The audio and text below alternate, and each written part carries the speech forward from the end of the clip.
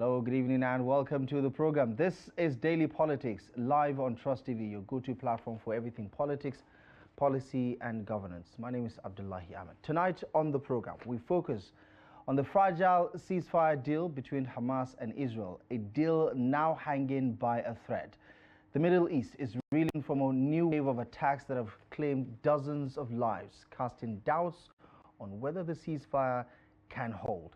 Since the announcement of the ceasefire, at least 113 Palestinians, including 28 children and 31 women, have been killed in fresh Israeli airstrikes on Gaza, according to local reports. Meanwhile, Yemen's Houthi group claims to have launched strikes on central and southern Israel, as well as a U.S. aircraft carrier in the Red Sea. While Israel's security cabinet has approved the ceasefire and hostage release deal, the broader cabinet is yet to finalize its decision amidst these renewed escalations. With over 46,800 Palestinians killed and 110,000 injured since October 7, the question remains, can the ceasefire truly bring an end to the bloodshed? Joining me on the program tonight to unpack the development is Iliyasu Gadu. He is a columnist and a public affairs commentator. Also on the panel tonight is Armsfree Ajanaku, a communications specialist and civic engagement consultant. Gentlemen, good evening to both of you, and thank you so much for joining me on the program tonight. It's good to see you. Good evening, we viewers. Happy to be here. Right. So clearly, this is one particular development that has captured the imagination of the global community. I mean, it has polarized geopolitical viewpoints. People are on one of the two sides, apparently, since this whole fiasco started back in October 7 of 2023. Let me first of all get your initial impression on what you make of the past 48 hours and what it means for not just the region, but for the rest of the world. Let me start with you, Mr. I think the world will heave a sigh of relief that at long last, peace, or rather ceasefire, is in the offing, because this has been raging for about 15 months now, and lots of lives have been lost, over close to 50,000 lives, Palestinians mostly, and there's been a lot of traumatic, feeling all over the Middle East, as well as the world, because of the carnage there, the humanitarian, catastrophe that has happened with children, women, people, thousands of people displaced. So even the hints of a ceasefire that the world has been looking for, has been urgent, is something to behold. It's something for the world to hold and say, look, let's hope this holds, because there have been false hopes over the past months. Oh, it has going to be a ceasefire today, tomorrow we have bombings, and all that. But I think with everybody's hoping around the world that this time around the ceasefire is going to hold, and to the relief of the world, because the carnage has become so unbearable. It's a carnage that we have to stop, and we're happy that both sides really should be able to see the reason to be able to make sure that this ceasefire holds, and comprehensively too. Okay, let's take a quick look at this table that captures the severity of the situation that we're talking about. I mean, this is obviously an ongoing situation between Israel and elements in Gaza, Hamas to be precise. If you go back to 2008-2009, the Gaza war, right? It started on December 27, 2008, and it ended January 2009. The casualties on the Palestinian side were between 1,116 to 1,400. On the Israeli side, it's just 13,000. And then, some 5 years later, give or take, right? Another one erupted in July of 2014, and it ended, the next month. So July 8, August 26, you had 2,125 to around 2,300 Palestinian deaths and 73 Israeli deaths recorded. And then in 2021, the Israel-Palestine crisis, May 10 to May 21st, so just about 10 days, or 11 days, give or take, 285 on the Palestinian side and 17 on the Israeli side. And then 3 years later, October 7 happened. And just look at the astronomical figures, quite devastating, Armsfree. What do these numbers tell us about how the situation is going from bad to worse? Because the numbers tell a very grim story. Yeah, the story is really very grim, like you have said. And then we look at, we're talking about the numbers of lives. And then you look at, how basically the international community, some parts of it, tried to talk about a ceasefire. At some point, you felt that, agencies like the United Nations, were somewhat helpless. Couldn't really get the actors to come to the negotiating table and hammer out a ceasefire or a truce that could at least result in a reduction in number of lives being lost and all of that. Now that we are here, I think it's a tough road to peace. Tough road in the sense that we're talking about a peace deal, and yet we're talking about people losing their lives even in the build-up to the peace deal. And when you look at the fact that this peace deal comes in 3 phases, and the second and third phases of the deal will be negotiated during the first phase, and then we are approaching that first phase with the level of casualties we are still seeing, it really begs the question if this will be sustainable peace, or like you said in your introduction, if this is just peace that is just hanging by the thread. But in all, as we look at it, we as a human rights activist, and those of us who talk about the right to life and the right to people to live in a peaceful environment and all of that, we believe strongly that whatever mode of peace is what everybody is war weary. In Palestine, people are war weary. Even within Israel, there is serious protest. People are calling for the deal to. Of course, you have extremists who would say no matter the number of lives that have been lost, continue on the path of bloodbath.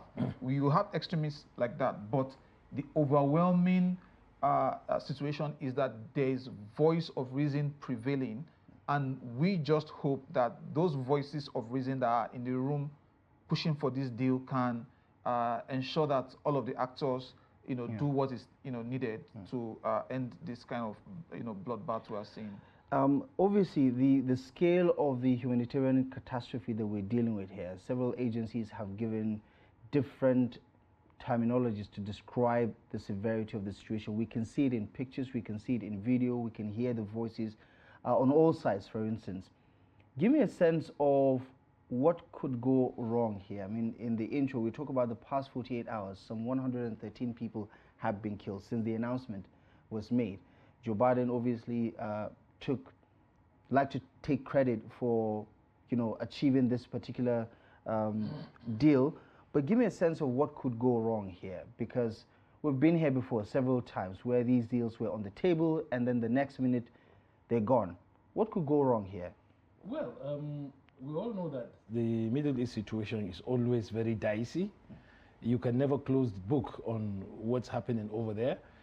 Even at the best of times in the Middle East, you are likely to find some skirmishes here and there, some rogue elements, taking actions on whether it's the Palestinians or whether it's the settlers, taking, trying to take the law into their own hands, or trying to break, the atmosphere of peace or truce that is being worked on by by the responsible parties, United Nations, Qatar, Egypt, America, and the rest of them. So these are things that are ever present. But then, if there is a general agreement and general feeling that, look, we need to stop this carnage, the bloodbath, the killing fields are enough, and the scale of destruction, you can only describe it in superlative terms. There is no word or no particular word to mitigate it. It's catastrophic, it is brutal, it's a killing field, and it belabors the imagination, and it actually challenges our humanity that these things are happening. We see images of small children, babies being put to that kind of experience. Some of them, even if they are alive, they will live with that for the life, this kind of destruction. So I think, the mere hint that a ceasefire, a truce, because there's a long way to go, really. This is not just it, but at least it's a milestone reached. And we want to keep that milestone. We want to ensure that at least the major things are happening, so that eventually those rogue elements and those rogue activities will be isolated and then dealt with in a manner that would not disturb the larger desire for peace that the world, that even the war-weary Israelis and Palestinians, want to happen. Because you can imagine if you are a hostage who has been held for over 15 months, in God knows what conditions, tunnels, all kinds of places, denied health facilities, and hearing bombs raining on your head. It's a trauma you're going to live for the rest of your life. So the fact that there's agreement, at least to a certain level, that this should stop is itself an achievement. Then we can work out the details later and then know how we can isolate these areas. Because at every given time in the Middle East, there's always that possibility that something somewhere is going to happen and it's going to escalate before it becomes manageable. Armsfree, let's talk about the interest of the world in this whole saga, the conflict that has unfolded. Even here in Nigeria, you have people divided about who to support, who is right, who is wrong, who should have the sympathy of the Nigerian government or even the support, as the case may be. I mean, the president, while attending the United Nations General Assembly, did voice the position of Nigeria as a country to re-echo the support for a Palestinian state, but also to call for peace and calm in the region. Give me a sense of what you make of the international support for this ceasefire deal and why people actually care beyond just the humanitarian crisis that we're witnessing, because there are other elements to this conversation which are economic and political in nature. Yes, absolutely. And of course, there is, the very, very crucial aspect of accountability. And, and that's why you see the overwhelming level of interest. We're talking about international law also here. Some of the activities that have gone on, people still have to account, whether you like it or not. There are cases in The Hague, International Criminal Court. There's cases at the, International Court of Justice. So that on its own is a reminder of our humanity, like my co-panelist has talked about, the fact that people are still saying that carnage on this level, decimation of human lives on this level cannot just go on without us even raising a voice to ask, how did we get here and all of that. So that's one dimension.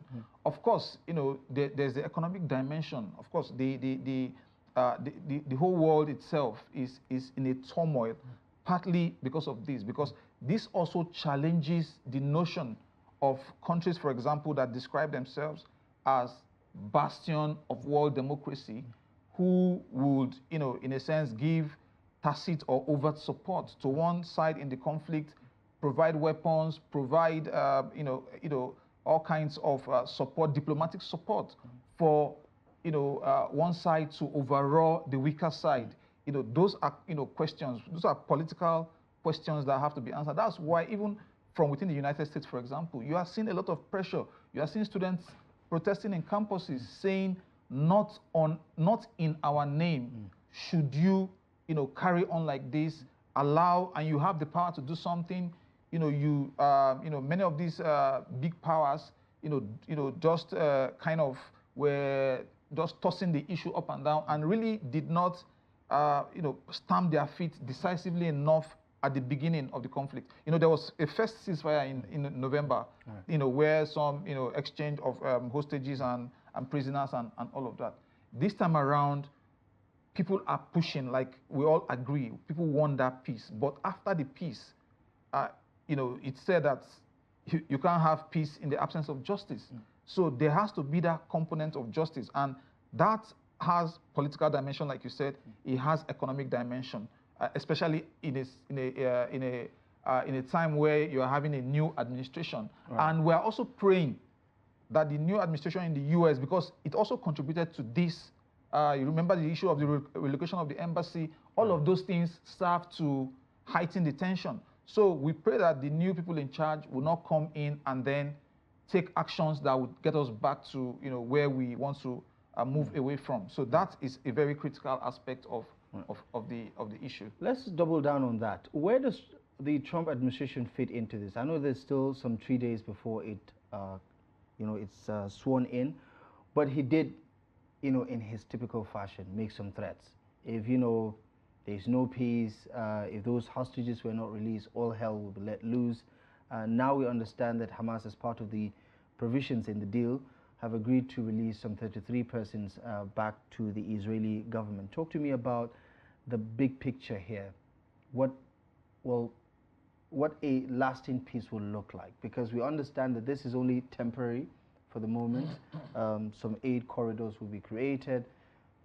Prisoner swaps, or hostage and prisoner swap, will be carried out. Some 1,000 prisoners, Palestinians, will be released, and the 33 will be released back to Israel. What would this look like under Trump?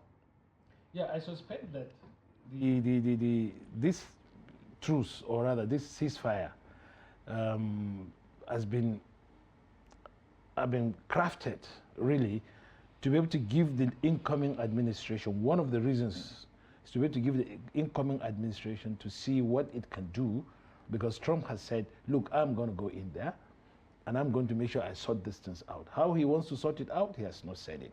But in typical Trump speak, he's going in there gung-ho and hoping that if he shouts enough, the parties would sit down and hammer out a peace deal eventually. Because this is just a truce, and this is significant in the sense that it's actually a cessation of hostilities.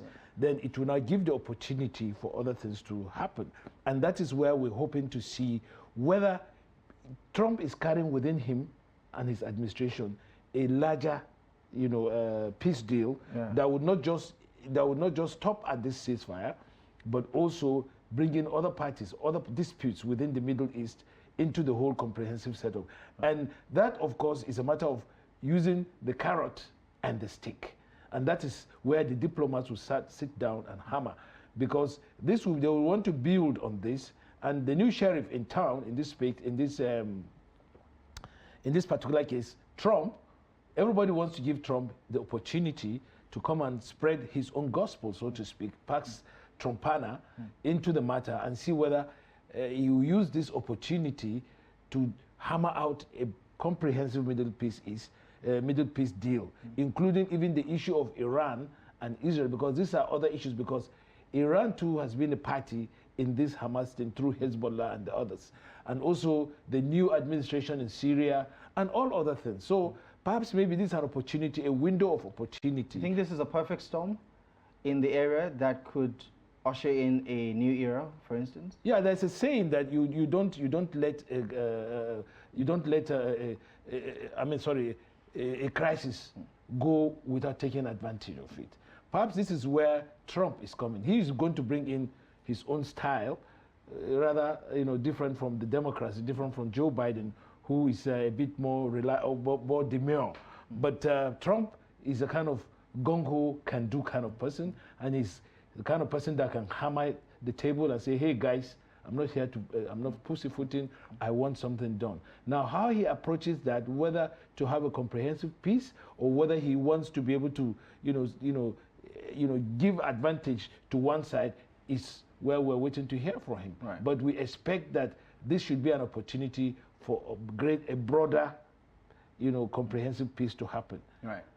And given his antecedents, President Trump, took credit for being the first to support Israel's move the capital from Tel Aviv to Jerusalem, be the first one to endorse that, and he's unapologetically in support of, Israel as a government, and of course the Jewish people and their agenda. But also he has rekindled the United States relationship, if not emboldened to some extent, the United States relationship with Saudi Arabia. And before this current war erupted, Saudi Arabia was pushing this initiative of normalizing its relationship with Israel, for instance. Where do you see this, pushing the conversation around a two-state solution?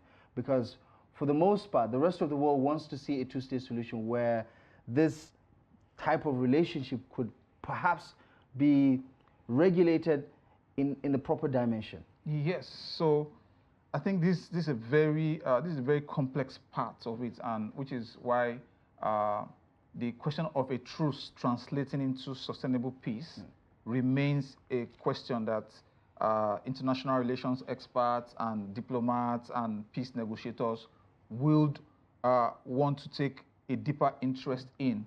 And looking at Trump's antecedents, I hope and pray that we don't get to a point where there is an escalation back to the point where, and I repeat that point, with all sense of an understanding of his own sometimes brazen support, because what you need in this kind of a situation is a mediating influencer that would come in and be able to say, okay, you need to give here, you need to give here. But if you have to say that we can't expect that of Trump, can we? Yeah, yes. I mean, he doesn't soft pedal, he doesn't talk softly. Yes, this is why I say it's a challenge. It's going to be a challenge going down the line, because if, for instance, you are still in support of, building of settlements, which is a sticky point in the area of the quest, of the Palestinians for justice and all of that, then it becomes a point where you are communicating to one side in the conflict that it's not a level playing ground for the negotiations to happen. So I think, and knowing that his Middle East envoy was part of these discussions, I'm sure in that point where he needs to reflect, because every president has to reflect on some of these issues. I know he's gung-ho, he likes to go gung-ho and all of that, but there are times I believe that he also reflects, and he will see that the best way forward is not to come out brazenly on the support of one side, but to seek to push for a situation in which there is healing, and then there is a conducive atmosphere for the further bigger and more complex issues to start. Because if, like we said, we don't have this truce, there's no basis to now start talking about those bigger issues. But if you also want to approach those bigger issues, and you approach it from the point of view of being on one side, and you are like too much showing your hand that, okay, this is the side I want to support overtly and all of that, then the other side too will recoil and go back to, more so that the Israeli triumphalism that they have destroyed Hamas is really not the case, because Hamas has kind of replaced even the people that some of its fighters have been killed, because this is not just about, it's a battle of the mind also. It's not just about you're trying to fight, but you are fighting for something that is beyond you as a person. It's an ideology. Exactly. So it's not something that you just think that people will just give up so easily, because they are fighting, and this is a fight of centuries. Right. Right. So let's double down on that again. The idea is a two-state solution. Decades ago, we've come close with several different accords, of course, but it has never happened. Do you think this time around the only way to guarantee long-lasting peace is for us to have a second look at that two-state solution? No, I think if you take a sample of the world opinion, and by world opinion, I'm not just talking about Middle East, I'm talking about the entire world.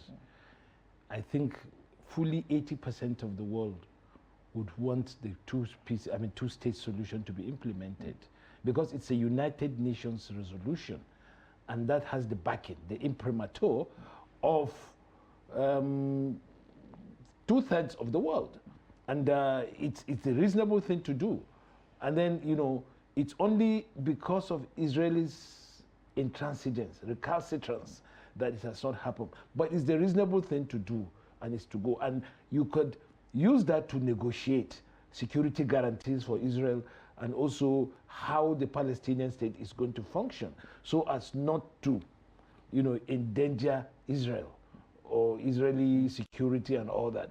These are things that would, but ab initio, the issue of two states is a long foregone conclusion. The whole world wants it. Even within Israel, people are getting around to the fact that, look, we cannot continue to fight wars. We cannot continue to be a warlike country. We see even though we have the strongest military in the whole region, but we also lose a lot at times. We are not having peace. When this war started, a lot of Israelis started living out of Israel. It did not appeal to them again to go back to Israel, the land of their forefathers. And if they cannot have peace, just like they had peace with Egypt, with Jordan, with Saudi Arabia, with other countries in the region, then the allure of coming for what you call it, the second return or whatever it is, does not even distant. So what the world should tell Israel, and the Trump administration should also be able to talk to the Israelis, especially powerful Israeli, bodies like the AIPAC, American Israeli Public Affairs Committee, the Anti-Defamation League, and all the others say, look, hey guys, it's really time for us to have this thing, so that all this carnage we're having, because going forward, if you do not have this solution implemented, you are going to have much more. I mean, you have a situation where there could be a mistake, a miscalculated mistake by somebody, and then it will put the whole thing into a conflagration. And during this war, we almost got to that point, and only cooler heads prevail. And the next time, cooler heads may not just be there. No. So I think it's about time that this has to be done. After all, in 1977, the Egyptians and the Israelis fought several wars, but because of the compelling need for peace, there was a need to hammer out a peace deal with even one of the most virulent extremist prime ministers, Menachem Begin. You would never believe that Menachem Begin was going to sit down to a peace deal with Egypt. But he did, because the Americans put pressure on him, and because world opinion showed that, look, we need to have peace. And that is what we need now. We cannot have this kind of carnage again. Let the world unite on that. And tell Mr. Trump that, look, you must sit down and hammer out a deal. You must prevail on the Israelis to start. And the best place to start is from America, where you have the Israelis, the powerful Jewish lobby, and say, look, this has to start. Forget about whether we have, powerful weapons and all that we can always give you, but we need peace. We need to bring down the tension in the Middle East by approaching this thing bravely. And don't forget too, there was a Oslo Peace Accord between Yitzhak Rabin and Yasser Arafat. It was something that was almost bringing about peace between Palestinians and Israelis before some extremists it cost him his life at the end of the day. But also, I mean, we can circle back to the opposition to the peace deal, even within Israel, the society, or even within the cabinet itself. There are some people who don't think that this is the best step forward. But talk to me about whether lasting peace in the region, or in terms of the relationship between Israel and the larger population, which is Palestine, is possible with Hamas still in play. I mean, when we talk about Gaza, you're talking about Hamas, essentially, because they run the strip, right? Is there a way to regularize or normalize relationship between Hamas and Israel? And if Hamas is not in the bigger picture of what's to come, can peace be guaranteed? This is a really very, very complex question, and which is why I kind of circle back to the whole discussion around how sustainable is the peace, and the question is, what does Hamas want, and how can probably part of what it wants in terms of its own strategic, because Hamas as it stands is actually fighting for survival, and in terms of that survival, you can see the way it's able to recreate itself. The fact that lots of thousands of fighters have been taken out is not really the end of the story, and which is why I talked about the battle of minds, towards peace. The fact that a lot of fighters have been killed, a lot of their leaders have been killed, does not mean that they are still not a formidable force to create, even if not to be able to attack, but also to make the whole atmosphere very difficult for peace. So one of the proposals the Israelis talked about was that they were going to put in place a kind of non-Hamas kind of Palestinians that will be able to govern Gaza and all of that.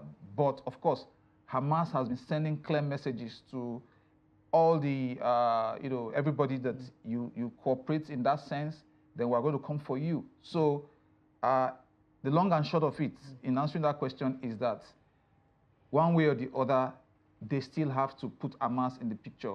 And then, since they are already signing up to the peace deal, then that should be a window to pivot towards provisions within the next phases of the peace deal that would also pander to the Hamas side of things. And I think there's also the other very important question you raised earlier, which probably we had not answered in detail, which is the question of Nigeria, Nigeria's foreign policy and the fact that we are also a very complex society in terms of our diversity. And so in an issue like this, I can clearly see why at the federal government level, the communication has been very much in the middle, to say, okay, we want peace and all of that. Because we also know that there are several times that international issues like this have also had repercussions within Nigeria. Because, direct bearing. Exactly. Yeah. And in this era of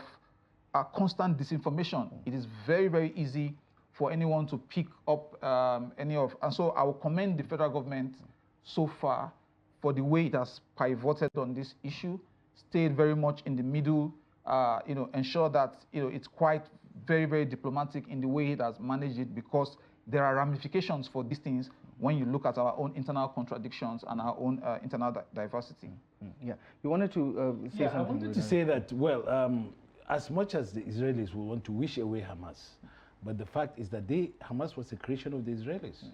Yes, because the problem the Israelis were having with the Palestinians was mostly from Fatah, which is governing the West Bank. And so somehow they wanted to bring up an organization, an outfit that they would use to counter Fatah. Fatah was led for a very long time. It was the #1, Palestinian group led by the charismatic Yasser Arafat. And so they wanted to find a way to break the hold of Fatah over the Palestinians. And they set up Hamas. And they were actually propping it up until the Hamas, had developed wings of its own. And of course, as he rightly said, it's a battle of the minds. You cannot, at this point now, Hamas having gone this far, it will be difficult to remove Hamas from the peace deal, because they have, to a very large extent, proven themselves. They have sort of earned their spurs to be the ones that, because up to now, if you go to the Gaza, most people think more of Hamas. Hamas is actually the power there, the factor there. And if you try to remove them and bring in some pliant people, it's not even going to happen in the first place. But what you can do, what the Americans, the Qataris, the Saudis will say, look, let us work towards, bringing Hamas. Let's try to see how we can pacify them without, bringing out, removing the sting, so to speak, in the Hamas, so that we can begin to develop some peace infrastructure. 50-something thousand deaths after, do you foresee a normalization in relationship, given the rhetoric in Israel, for instance? And of course, you get a sense, the heightened emotional despair that the Gazans have had to deal with over the past 15 months. Do you foresee a normalization of relationship between Hamas? In the immediate, circumstances, of course, all these things are going to prey in the minds of people, both the Palestinians and the Israelis. There are some Israelis like, what do you call him, Bennett, who would say, look, we did the wrong thing. We killed the wrong pig. We should have gone and completely destroyed these guys. But then, even within that setup, there are people who tell him, Mr. Man, we need to have peace. What we've seen is enough. We need to be able to develop some peaceful, where we at least sleep without the rockets flying over our heads. You see people being evacuated and all that. And again, within the Hamas, there are within the Gazans, there are lots of people who would have lost loved ones, and they'll pin it on the Israelis. But what will happen is that this should be a peace of the brave. On both sides, there will be a lot of misgivings, definitely, because but we have to look into the future. And if you begin to give morsels of hope and say, look, we are looking into the future. Let's not be hostages to what has happened. Then we can begin to talk about it. For instance, if Saudi Arabia and the other Arab countries begin to, put a lot of money towards the rehabilitation of the area, and people normalcy starts getting back. People, medicines and humanitarian aid from all parts of the world coming in, and we begin to see that. And then there should be guarantees of security on both sides. And if possible, a United Nations, even though I know it's very difficult, but if possible, we need to have a force on ground to be able to enforce the peace and to make sure that it's sustainable. We are going to continue to have skirmishes, as I said, but we need to look at the larger picture, which is that this peace must be sustained, and we need the guarantee of the powers and a bit more of their, for them to be peace brokers rather than war brokers in this matter. And we talk about the humanitarian costs. 90% of the population have been displaced, a significant, almost close to 90% of the infrastructure destroyed, roads, hospitals, schools, critical infrastructure basically taken down. The estimate for reconstruction right now stands between somewhere around 18 to 19 billion US dollars. Monies Palestine doesn't have. It's going to have to be put together by the international community, right? Give me a sense of what the history of this conflict tells us is going to be the next chapter. Because from 2008 to this day, we have a lot of information about how these truths come in, and somewhere down the line, we're back at it again. What lessons can we learn from the history of this ongoing conflict? Yes, so I think especially from the Israeli side, there should be an understanding about how peace is priceless, and also from the side of Hamas, which is a key actor in this conflict. That understanding has to be there, that in a struggle like this, in a tug of war where you're trying to win the advantage, one way or the other, whether it's territorial advantage and all of that, it's you have to also have considerations. The children that have died, the women that have died, and in fact the journalists, the number of journalists that lost their lives in this conflict is also very, very huge. UN aid convoys and personnel. Yes, aid workers that lost their lives. So it's a tragedy of massive scale. And so when we're talking about the reconstruction, we must have, and the actors must have that idea in mind, how priceless peace can be, and the cost, because these monies now have to be sourced from, there will be donors who would put down some monies. The UN would have to weigh in here. In fact, I'm sure that in a matter of months, we'll be seeing lots of donor conferences to talk about reconstruction. But if peace had come in the first place and all of these issues had been approached from the point of view of justice and give and take and compromise, then we'll not be at this point where we now have to look for scarce resources. And so even there are lessons in this for us within Nigeria, so that the conflict entrepreneurs, those people who like to fan the embers of conflict, can see what a war looks like. It is not a stroll in the park. It's not a tea party.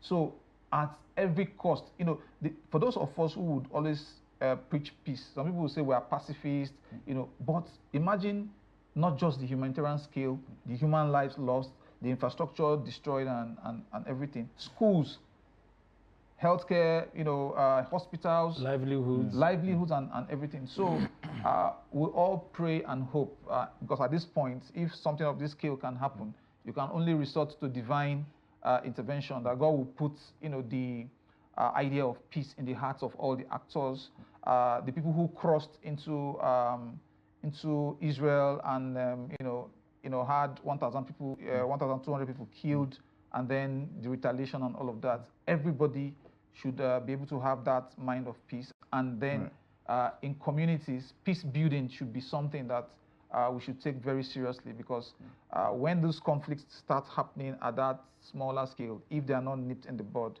it escalates to become, and then for hawks, extremists and hawks who would insist, no, this level of carnage is not enough, we need more.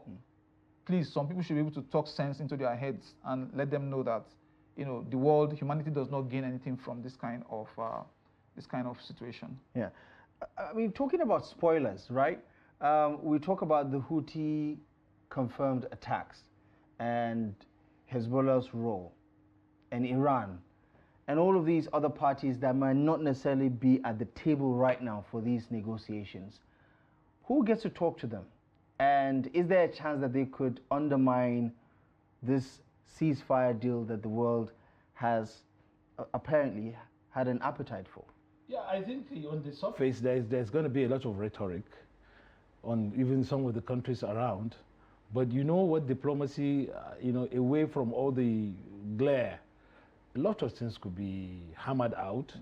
And I believe that down the line, something must be done. Because you see, countries like Saudi Arabia, Qatar, UAE, in that region would not, they are desirous of this conflict not escalating. Because at the end of the day, when you have an all-out war, which will involve, parties like Iran with its, capacities, it's gonna put the whole damn thing into incinerate the whole of the Middle East, and these countries would be in the line of fire. So I think that's why I keep saying, let's have this truce, let's have this ceasefire, which should sustain. Within that, you could also, because in the world of diplomacy, everything is possible, because then you'll be talking without the pressure of the press. You'll be talking in one particular venue that is even away from the area of conflict. You could go to one island somewhere where there won't be any pressure, and you can hammer out a deal. You look at the issue on its own merits, and you look at what everybody stands to gain, a win-win situation. There will be a lot of pulling and pushing, but at the end of the day, the understanding is that diplomacy, because at the end of the day, it's diplomacy, even this ceasefire is diplomacy that has made it possible. So diplomacy can make it possible if they are honest brokers. And because at the end of the day, if you have a conflict in the Middle East with all the capacities, you can imagine, for instance, after the war with Hamas, and then a new front is open between Israel and Iran. Now that is the big one. And we should be able to say, look, from this truce, because Hamas has some connection to Iran, Hezbollah has been smashed, Lebanon had a ceasefire with Israel, so we should escalate it to Iran. That is why you need to bring other parties into the matter. China, Russia, Turkey, so that we'll have, that's why I'm talking about a comprehensive peace, because if you it's just like a roof of your house, and if just one area is just, the whole area is, has a problem, and you just go and concentrate on one area, you've not solved anything. Because we know that, yes, the Palestinian issue is the key to it, but there are much larger issue there, because you cannot stop the Iranians from supporting one faction or the other, of creating one issue or the other. There's also the issue of Iraq. There's also a lot of what is happening in Syria too now could also become another front. Absolutely. So we need to be able to say, look, we should use this opportunity to go for the comprehensive peace in the region. And that should involve countries like Saudi, Egypt, Qatar, UAE, and the rest of them. And I know that issues regarding reconstruction, I think there will be a lot of agreement on that. And I think in terms of the funding, The Saudis will be able to put up some money, the UAE and the other rich Gulf countries will be able to do that. But let us have a comprehensive peace that they also will be happy with. Because it's not just about the Palestinians, it's also about every party in the Middle East, Jordan, and the rest of them all, even the Yemenis, you know. So let's use this opportunity. Let's not begin to talk about, you know, this person is wrong, that party is right, or we have this, we have that, because that is what has brought us to where we are now, and we don't want to get there. We have a chance now to develop an infrastructure, an architecture of peace. Let us not lose it. Yeah. So let's talk about some of the other issues at play here. You talked about the ICC, some of the charges that have been brought, South Africa's prosecution of the matter, Benjamin Netanyahu's arrest warrant, and so on and so forth. Does this conversation around the peace deal make all of that go away, plus the charges on some of the Hamas leaders and all of that? Does this make it go away? Or do you think, you know, those things can coexist? The prosecution of the war as well, because you did talk about how justice is a prerequisite for long-lasting peace. So yes. is that in the mix somewhere? Yeah, so my simple answer to this is, if people have bombed hospitals, bombed schools, and all of that, and then committed, because even war has its own rules. There are rules of war. You know, there's Geneva Convention. You know, there are clear rules that, you know, make it because they say war is continuation. You know, some writers say it's continuation of, you know, peace by, you know, the quest for peace by other means. And so after the war, you have to, but in that quest for peace by other means, there are rules that govern that whole process. And then if some people have violated those rules in ways that have actually needlessly wasted lives, then there has to be some form of truth-telling. There has to be some form of consequences. Yes, yes, you know, because... And so what would then be the motivation for the likes of Netanyahu to sign this deal, if he knows that he's going to get the short end of the stick in the long run? The reality is that the right-wingers within Israel, they never really wanted a peace deal. What the outcome of this process has been the pressure from the international community and also domestic pressure from within. They've been facing a series of protests. The protests have been demanding not just the return of the hostages. The protesters have actually also been demanding, you know, an end to the conflict. You know, there are some protesters that are saying you can't be doing this in our name. So it's a culmination of all of that pressure. So the accountability component, I believe, should remain on the table on both sides. Those who have committed atrocities, those who went and abducted women and children and killed them, they should at least be made to, you know, answer some questions. Right. Finally, before we go in a minute, the global economic cost is quite evident. We talk about the Red Sea, the attacks on vessels and things like that. The energy crisis itself, this lack of stability has impacted the market quite marginally. Give me a sense of why the rest of the world should count on this peace deal to work, especially looking at the impact it will have on the economy. Well, the first thing we have to consider is that the Middle East is it's the repository of the oil reserves of the world, and about a quarter of the oil shipping passes through the Middle East. So you can imagine what it is if this conflict continues over the next coming months or years. There could be a possibility of that being disrupted. Already we've seen a spike in oil prices, and that itself has corollary effect on the economy of the world. And if you add it up to what's happening in Russia, Ukraine, if we continue in this manner, you know, we are going to have a possible economic meltdown. And that area is where, you know, a great deal of our oil, the whole world oil, I think 1/3 or so of it is sourced from and then shipped from. You could see that the Yemenis, the activities of the Yemenis in that area by, you know, disrupting shipping and all that has escalated the cost of shipping and the cost of goods and services around the world, in a spiral effect. So we need this like yesterday. We need this peace like yesterday, because countries around the world, especially poor countries or average countries like Nigeria, cannot continue to have this crisis continue. So we have an interest in what's going on. Right. And again, what my brother here said is, this, what is happening in the Middle East, should be a lesson to conflict people who want to have conflict all the time. This, it's easy to start a problem, but difficult to end it. Right.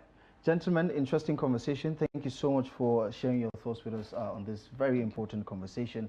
I think the Trumpers will say Trump is coming, and perhaps that will answer all of the questions the world needs regarding Russia, Ukraine, and what's happening in the Middle East. Thank you so much for joining me on the program tonight. I appreciate you for your time. Thank you very much for having us.